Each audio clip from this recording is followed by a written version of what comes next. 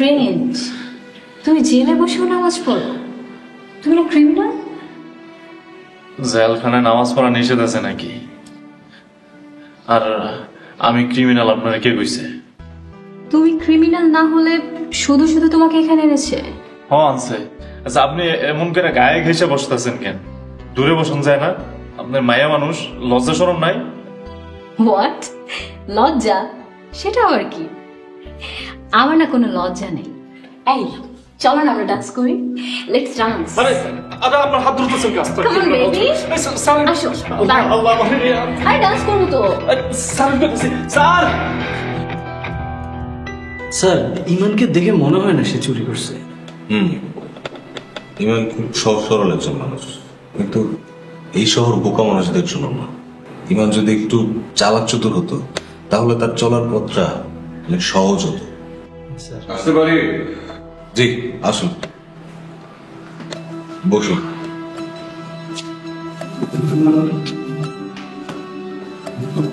আপনি কি টিনার বাবা? হ্যাঁ, আমি টিনার হতভাগ্য বাবা। দেখুন, বাবা মার সন্তানকে সময় দিতে হয়, ছেলে মেয়ে কোথায় যায়, কার সাথে মিশে খবর নিতে হয়। আপনার মেয়েকে আজকে আমি যে অবস্থায় পেয়েছি খুবই দুঃখজনক। বাংলাদেশ একটা ইসলামিক কান্ট্রি, এখানে রাতের আধারে শহরের রাস্তায় উচ্ছৃঙ্খল অবস্থায় বাঙালি মেয়ে থাকতে পারে না। সরি অফিসার, আসলে বিজনেসের কাজে এতটাই ব্যস্ত থাকি যে নিজের একমাত্র মেয়েকেও সময় দিতে পারিনি। মেয়ের মাও হয়েছে মেয়ের মতো, ক্লাব, আড্ডা, পার্টি, সাজগোজ এগুলো নিয়ে ব্যস্ত থাকে।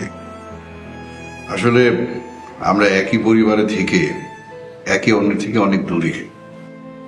দেখুন, পরিবারকে সময় দিন, বিশেষ করে এই উঠতি বয়সী ছেলে মেয়েদেরকে কন্ট্রোল না করতে পারলে পরে অনেক বিপদে পড়ে যাবেন।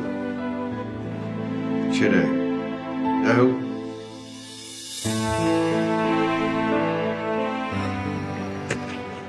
টনি, কি রে, টিনাকে পেয়েছিস? না রে, কখন যে পার্টি থেকে বাইর হয়ে গেল টেরও পাইনি। অল্পের জন্য পাখিটা হাতছাড়া হয়ে গেল। কি যে করিস, এত সুন্দর চান্স কেউ মিস করে? বড় লোকের একমাত্র মেয়ে হাতে রাখতে পারিস না? Great mistake bro. ভুলিয়ে ভালে পার্টিতে আনলাম, ভাবলাম একটা রোমান্টিক রাত পার করব, কিন্তু কখন যে বের হয়ে গেল টেরও পাইনি। টিনাকে পাওয়ার জন্য কত কষ্ট করেছি, বছরের পর বছর ওর পিছে ঘুরেছি। একবার যদি টিনাকে বিয়ে করতে পারতাম, রাজকন্যা আর রাজ্য দুটোই আমার। চল খুঁজে দেখি। চল।